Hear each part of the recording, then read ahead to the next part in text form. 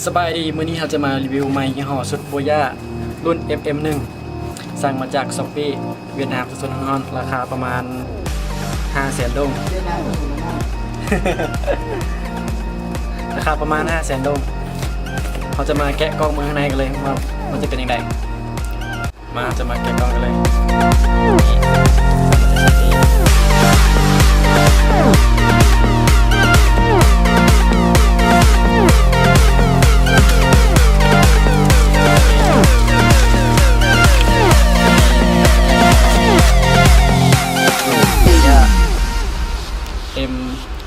M1 นี่จะเป็นซื้อรุ่นมันM1 รายละเอียดด้านหลังเราจะมาแกะข้างในเลย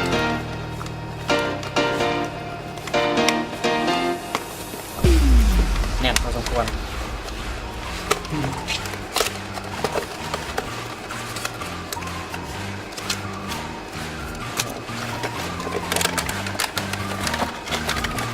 ในกล่องมันจะมี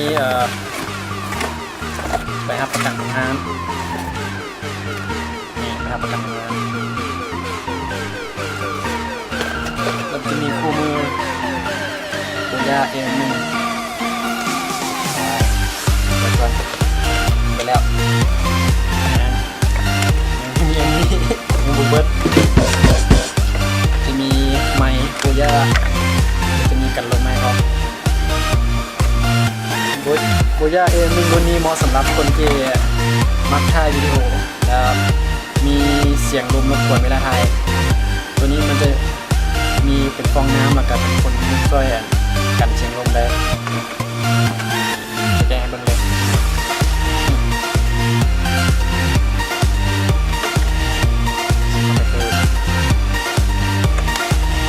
อันนี้เขาจะแถมมาให้คืออัน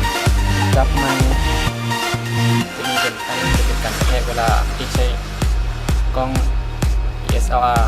ก็หรือกล้องไดโฮขนาดนั้นมันจะเป็นกันสั้นให้หน่อยนึงจะเป็นพลาสติกกันอ่อนอันนี้จะเป็นสำหรับจับกับกล้องนี่จะเป็นสายแจ็คสำหรับต่อไมค์ใส่กับโทรศัพท์ส่วนนี้จะเป็นต่อใส่กับกล้องไดโฮกล้อง DSLR